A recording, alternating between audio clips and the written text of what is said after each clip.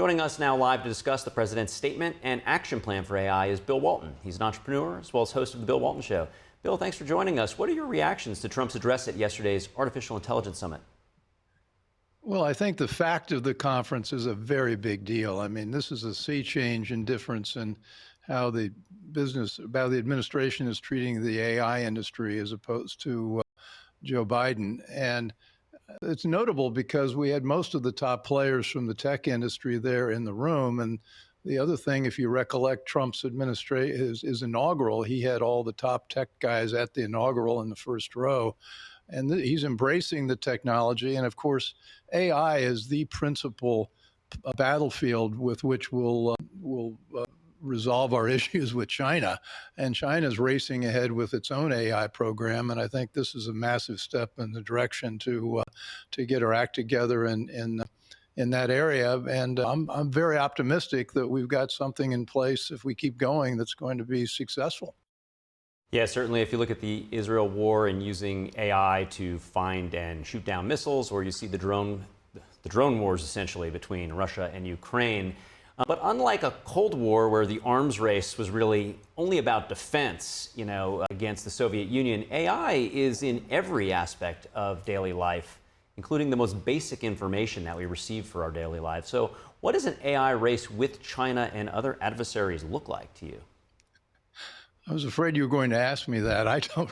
It's very hard to explain what this would look like. I mean, obviously, on the battlefield, using artificial intelligence to guide weapons and develop strategies would be essential to have a superior system. But I think it's also just the way of life and the way AI will accelerate the growth of business and productivity and create jobs. And of course, there's some fear of job loss because of AI, but I think it's going to foster faster economic growth and really promote the intellectual leadership that the United States needs to be the preeminent society. Day to day, the other thing that's coming behind AI are robots, and this is something that Elon Musk is working on right now, and that's the next thing we're going to be talking about. But you can't have the robots unless you've got a robust AI industry in place and technologies. And the other thing is just basic research. I mean, just ordinary people now have access to all of the technology tools that people need to do deep dives, and we've got 5 or 6 AI platforms that are now becoming consumer products, and I think that'll be revolutionary when it comes to education, particularly colleges. And you can get a college education using AI in about 6 months because of what's available to us. So, education, consumer, the battlefield, it's all important. And one thing a question I would like to answer is just the fact that there's a strong link between AI and energy.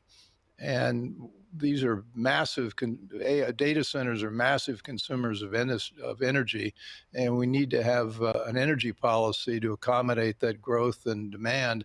And I also believe this administration's putting that in place. Yeah, let's talk about the 3 executive orders. The first one you already alluded to, streamlining the permitting, which of course goes to energy related to building data centers and other ancillary elements. He also signed an executive order promoting exporting U.S. AI to friendly countries and ensuring that the models are unbiased and so-called unwoke. Do you think these 3 orders encompass the major themes required to fully address just the pure breadth of the opportunities and threats of AI?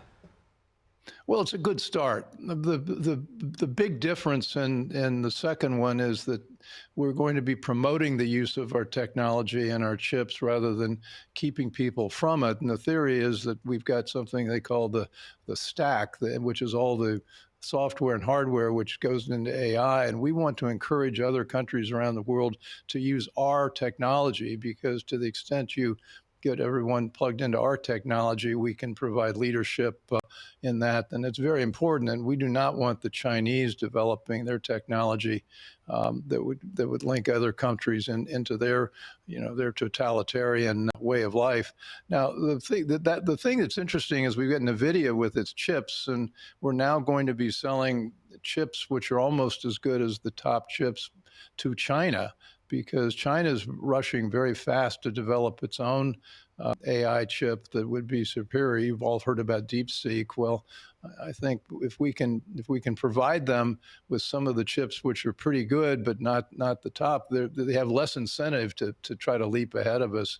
And the woke piece is fascinating because a lot of us, including me, were deeply concerned about the tech industry's censorship and manipulation of our thinking through Google searches and things like that. And AI has become the next battlefield for that. And there's some comical searches where you try to ask AI to develop a picture of George Washington, and it will only give you an Asian American or a black, and it won't draw a Caucasian George Washington. I guess in an effort to to promote diversity.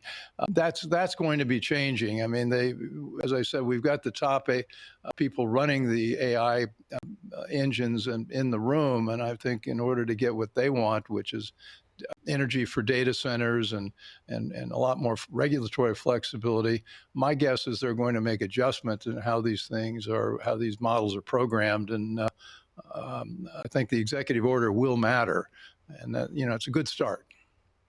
Bill, I got at least a dozen more questions for you around intellectual property, existential threat to humanity, but we're out of time, so we'll have to do this again soon. Appreciate it. Bill Walton, host of the Bill Walton Show. Okay, there's a lot to talk about.